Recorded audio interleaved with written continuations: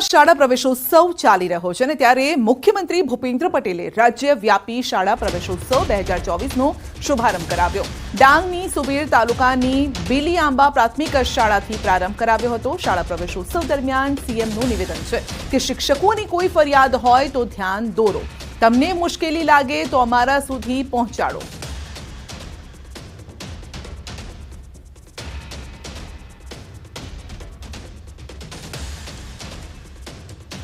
जो क्या तमने मुश्किल लगती हो कि भाई स्कूल में शिक्षकों प्रत्ये कई कहवानुं होय, कोई फरियाद होय तो ये पण अमारा सुधी पहोंचाडी शको। पण तमारी जेटली जागृति रहेशे एटलुं अत्यारे शिक्षको पण पूरतुं ध्यान आपे छे। ગીર સોમનાથના વાસાવડ ગામની સરકારી પ્રાથમિક શાળા ઉત્તમ સાબિત થઈ રહી છે। શાળામાં બાળકોને અભ્યાસ કરાવવા માટે વાલીઓએ વેઇટિંગમાં રહેવું પડે છે અને દર વર્ષે 70 જેટલા બાળકો વેઇટિંગમાં હોય છે। આસપાસના 8 થી 10 ગામના વાલીઓ પોતાના બાળકોને આ શાળામાં અભ્યાસ કરાવવા માટે ઈચ્છે છે। અહીં દરેક શિક્ષક પૂર્ણ શિક્ષિત છે। બાળકોમાં ઉમદા શિક્ષણરૂપી સંસ્કાર સિંચન કરવાની પણ તેમનામાં ખેવના છે। અભ્યાસમાં નબળા બાળકો પ્રત્યે અહીં વિશેષ ધ્યાન અપાય છે। વાંચન, ગણન, લેખન પર ખાસ ધ્યાન અપાય છે। નિયમિત અને નિરંતર શિક્ષણ એ અહીંનો ઉદ્દેશ છે અને આ શાળામાં બાળકોને નિઃશુલ્ક શિક્ષણ આપવાની સાથે પાઠ્યપુસ્તકો તેમજ સ્વાધ્યાય પોથી પણ સરકાર તરફથી આપવામાં આવે છે। 45 વિદ્યાર્થીઓને એક ક્લાસમાં સમાવી શકાય છે અને અહીં પ્રજ્ઞા તેમજ સ્માર્ટ ક્લાસની પણ ઉપલબ્ધિ છે। તો શિક્ષણ માટે તમામ આધુનિક સુવિધાઓ અહીં મળી રહે છે।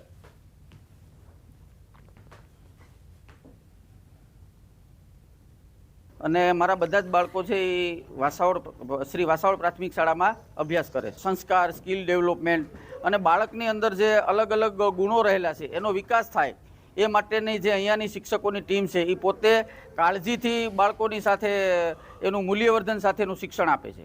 અહીંયાનું શિક્ષણ બહુ વાતાવરણ સારું છે અને શિક્ષણ એ સારું છે એટલે અમે પોતે બાઇકો લઈને છોકરો અહીં મૂકવા આવીએ છીએ। બાકી નજીકમાં છે પણ અમને અહીંયાનું શિક્ષણ નથી, અહીં વાસાવડ સારું છે શિક્ષણ એટલે અહીં મૂક્યા છે। વાસાવડ ગામની સરકારી શાળામાંથી દર વર્ષે 4 થી 5 વિદ્યાર્થીઓ જવાહર નવોદય વિદ્યાલયની પરીક્ષા પણ પાસ કરે છે। આ શાળામાંથી અભ્યાસ કરી ચૂકેલા દર બેચના 18 જેટલા પૂર્વ વિદ્યાર્થીઓ આજે સરકારી નોકરી કરી રહ્યા છે। રમતગમત ક્ષેત્રે પણ શાળાના વિદ્યાર્થીઓ અવ્વલ દરજ્જાનું સ્થાન મેળવી રહ્યા છે। વાસાવડની આ શાળામાં પ્રાંચી, ઘંટિયા, ટીંબડી, આલિદ્રા, પ્રાંસલી સહિતના ગામોમાંથી અભ્યાસ અર્થે 130 જેટલા બાળકો ભણવા આવે છે। અહીં કુલ 257 બાળકો અભ્યાસ કરે છે અને અહીં મૂલ્યવર્ધિત શિક્ષણ આપવામાં આવે છે। સાથે જ ભાર વગરનું ભણતર આપવામાં આવે છે અને સ્કિલ ડેવલપમેન્ટ પર ખાસ ધ્યાન અપાય છે। સ્પર્ધાત્મક પરીક્ષાઓની તૈયારી પણ અહીં હળવાશપૂર્વક કરાવવામાં આવે છે।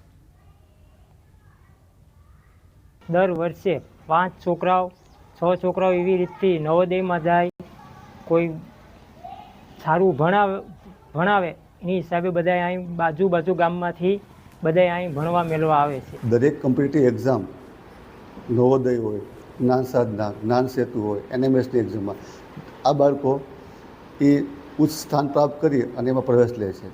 આ સિવાય ગીર સોમનાથ જિલ્લાના સૌથી વધુ પ્રતિભાશાળી બાળકો આ શાળામાં રહેલા છે।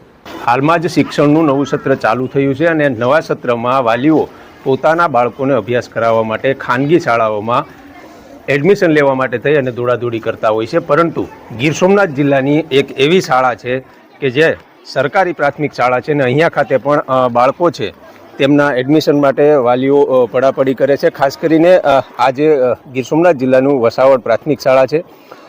જોવા જઈએ તો આ સરકારી પ્રાથમિક શાળા છે પરંતુ અહીં 50% વધુ વિદ્યાર્થીઓ અન્ય ગામના છે, એટલે કે આસપાસના 15 થી 20 કિલોમીટરના એરિયામાં આવતા જે ગામડાના લોકો છે, વાલીઓ છે, તે પોતે અહીંયા એડમિશન લઈ રહ્યા છે। જોકે એવું નથી, સરકારી શાળા ગુજરાતના દરેક ગામડાઓમાં હોય છે પરંતુ ક્યાંક ને ક્યાંક અહીંનો જે શિક્ષકગણ છે, અહીંનો જે સ્ટાફ છે, તેમની કામગીરીને લઈ અને આસપાસના જે ગામડાઓના વાલીઓ છે તે બાળકોને અહીંયા અભ્યાસ કરવા માટે મૂકવા આવે છે। અને વાલીઓનું પણ કહેવું છે કે આ શાળાના જે શિક્ષકગણ છે તેઓની કામગીરી અને શિક્ષણ આપવાની જે નીતિ છે તેમને કારણે અહીંથી દર વર્ષે 4 થી 5 જેટલા બાળકો છે તે નવોદય વિદ્યાલયમાં પ્રવેશ મેળવે છે। તો અન્ય જે એક્ઝામો આવે છે, અન્ય જે પરીક્ષાઓ આવે છે તેમાં પણ કેટલાક વિદ્યાર્થીઓ છે તે અહીંથી એડમિશન મેળવે છે। એટલે એક પ્રકારે કહી શકાય કે હાલના સમયમાં જે ખાનગી શાળાઓમાં અભ્યાસ કરાવવા માટે થઈ અને હરણફાળ વધી રહી છે તેવામાં ગીર સોમનાથ જિલ્લાની આ એક સરકારી પ્રાથમિક શાળા છે કે જ્યાં શિક્ષકોને કારણે શિક્ષણનું સ્તર છે તે ઊંચું આવ્યું છે. દિનેશ સોલંકી, ન્યૂઝ 18 ગુજરાતી, ગીર સોમનાથ. વાત કરીશું છોટાઉદેપુરની આદિજાતિ વિભાગ દ્વારા ચાલતી એક એવી શાળા કે જેમાં તૂટેલી છત છે, નથી પંખા કે નથી ભણવાના કોઈ સંસાધનો. કેટલાક ઓરડામાં તો વરસાદી પાણીના ખાબોચિયા ભરેલા છે. સારી વાત તો એ છે કે શાળામાં 4 શિક્ષકો અહીં ખડે પગે રહે છે, પરંતુ વિદ્યાર્થીઓ જ નથી. આ દ્રશ્યો જોયા બાદ કોઈ વાલી તેમના બાળકોને શાળામાં ભણવા કેવી રીતે મોકલે તે સવાલ છે. પાછલા વર્ષે આ શાળામાં 82 વિદ્યાર્થીઓ હતા અને શાળા શરૂ થયાના 15 દિવસ વીતી ગયા છે.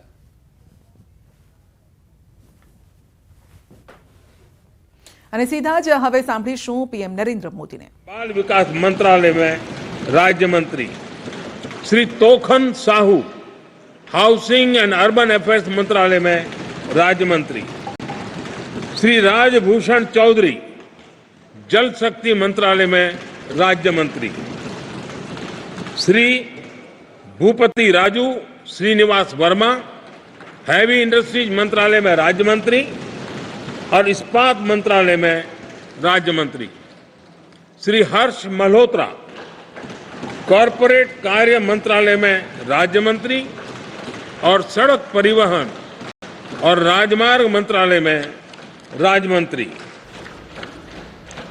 Shrimati Nimuben Jayantibhai Bambhaniya, consumer affairs, food and public distribution मंत्रालय में राज्य मंत्री श्री मुरलीधर मोहोल, सहकारिता मंत्रालय में राज्य मंत्री और सिविल एविएशन मंत्रालय में राज्य मंत्री श्री जॉर्ज कुरियन, माइनॉरिटी अफेयर्स मंत्रालय में राज्य मंत्री.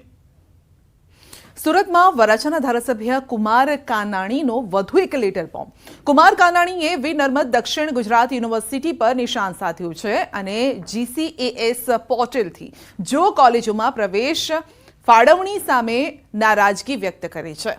પોર્ટલની આખી સિસ્ટમમાં કોઈ જ મોનિટરિંગ ન હોવાથી સેલ્ફ ફાઇનાન્સ કોલેજના સંચાલકો બેફામ બન્યાનો ઉલ્લેખ પણ કર્યો છે અને સમય મર્યાદા કરતા વહેલા પ્રવેશ ફાળવી દેવામાં આવ્યાની પણ ફરિયાદ નોંધાઈ છે. આ સાથે તેમણે સેલ્ફ ફાઇનાન્સ કોલેજોમાં આડેધડ પ્રવેશ પ્રક્રિયા સામે નારાજગી સાથે મોનિટરિંગ સિસ્ટમ ગોઠવવા માટે માંગ કરી છે. વચેટિયા લોકોના અમને ફોન આવે છે કે વધારે એડમિશન લેવું છે તો અમે તમને અપાવી દઈશું. તો મેં એટલા માટે જ કીધું કે પારદર્શકતા અને સરળતા નથી, અને પારદર્શકતા અને સરળતા જો હોય તો જ એમાં ખોટું ના થાય, ભ્રષ્ટાચાર ના થાય, કોઈ વસ્તુ ના થાય, લોકો હેરાન ના થાય. એટલે મુખ્યમંત્રીના ધ્યાન પર મૂક્યું છે. ખેડાના કપડવંજના પૂર્વ ધારાસભ્ય હજુ પણ પોતાને વર્તમાન ધારાસભ્ય માની રહ્યા હોય તેમ લાગે છે. પૂર્વ ધારાસભ્ય કાળુસિંહ ડાભીએ પોતાના ધારાસભ્ય લેટરપેડ પર મુખ્યમંત્રીને કરી છે રજૂઆત અને પૂર્વ ધારાસભ્યનો ધારાસભ્યના લેટરપેડ પર સીએમને રજૂઆત કરતો આ પત્ર સામે આવ્યો છે. સીએમને લખેલા પત્રમાં વર્ષ 2021-22 અને 22-23માં થયેલા રસ્તાના કામોની તપાસ માટે રજૂઆત કરાઈ છે. કપડવંજ અને કટલાલ તાલુકામાં મુખ્યમંત્રી ગ્રામ સડક યોજના હેઠળ માર્ગ મકાન હેઠળ મંજૂર રસ્તાઓના કામોમાં ભ્રષ્ટાચારની તપાસની રજૂઆત કરાઈ છે.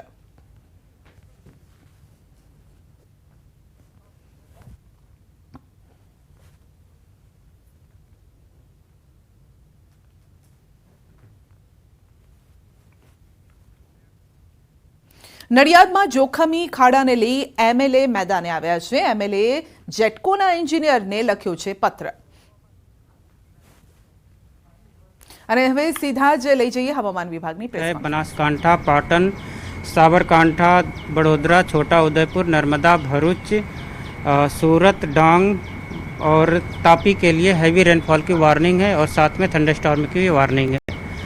और डे 2 की बात करेंगे तो डे 2 के लिए नवसारी, वलसाड़, दमन और दादरा नगर हवेली के लिए हैवी रेनफॉल की वार्निंग है और साथ में थंडरस्टॉर्म की वार्निंग है और साथ में बनासकांठा के लिए भी हैवी रेनफॉल की वार्निंग है. और डे 3, डे 4 और डे 5 की बात करेंगे तो हैवी रेनफॉल की वार्निंग सूरत, नवसारी, वलसाड़, दमन और दादरा नगर हवेली के लिए हैवी रेनफॉल की वार्निंग है. और सौराष्ट्र रीजन की बात करेंगे तो सौराष्ट्र रीजन के लिए आज के लिए डे 1 के लिए हैवी रेनफॉल की वार्निंग है. वो डिस्ट्रिक्ट है राजकोट, जामनगर, पोरबंदर, जूनागढ़, अमरेली, भावनगर, गिर सोमनाथ द्वारका और कच्छ और दीव के लिए हैवी रेनफॉल की वार्निंग है और साथ में थंडरस्टॉर्म की वार्निंग है।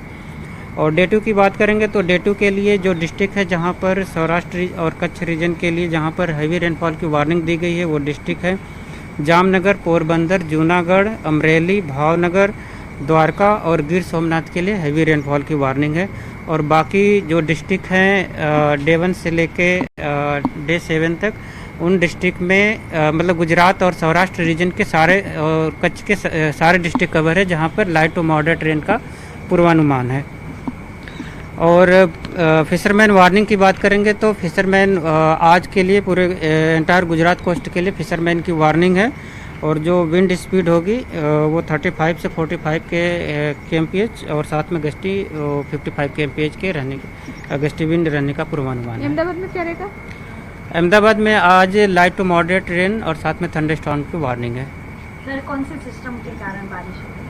अभी एक सेंट्रल गुजरात पे साइक्लोनिक सर्कुलेशन बना हुआ है जिसके कारण आज जो डिस्ट्रिक्ट दिए गए हैं जहां पे हैवी रेनफॉल की वार्निंग है वो डिस्ट्रिक्ट है गुजरात रीजन के बनासकांठा, पाटन, साबरकांठा, बड़ोदरा, छोटा उदयपुर, नर्मदा, भरूच, सूरत, डांग और तापी। और सौराष्ट्र और कच्छ के लिए जहां पर आज के लिए हैवी रेनफॉल की वार्निंग दी गई है वो डिस्ट्रिक्ट है राजकोट, जामनगर, पोरबंदर, जूनागढ़, अमरेली, भावनगर, द्वारका, गिर सोमनाथ, कच्छ और दीव के लिए। सर मानसून कहाँ तक पहुँचा? मानसून जो कल तक का प्रोग्रेस था वो मुंड्रा से होते हुए महसाना तक गया है और आने वाले 3 से 4 दिनों में जो गुजरात के कुछ और पार्ट्स बचे हुए हैं वहाँ पे प्रोग्रेस का पूर्वानुमान है। कौन सा मुंद्रा? मुंद्रा कच्छ में आया मुंद्रा था। मुंद्रा तो कच्छ में गई है नहीं। 19 જિલ્લામાં ભારે વરસાદની આગાહી છે જેમાં દક્ષિણ ગુજરાત આ સાથે સૌરાષ્ટ્રના કેટલાક વિસ્તારો, મધ્ય ગુજરાતમાં પણ થઈ શકે છે ભારે વરસાદ। 3 થી 4 દિવસ હજી આ જ પ્રકારે વાતાવરણ રહેશે અને હાલ ચોમાસું કચ્છ વાયા કચ્છ મહેસાણા પહોંચ્યું છે અને બાકીના જિલ્લાઓમાં પણ 3 થી 4 દિવસમાં પ્રવેશ કરી લેશે। તો સૌરાષ્ટ્રમાં આજે ભારે વરસાદની આગાહી છે। ગઈકાલથી જ દ્વારકામાં ધોધમાર વરસાદ જોવા મળ્યો છે। અમરેલીમાં પણ સારો વરસાદ જોવા મળ્યો હતો, ખેતરોમાં પાણી ભરાઈ ગયા હતા।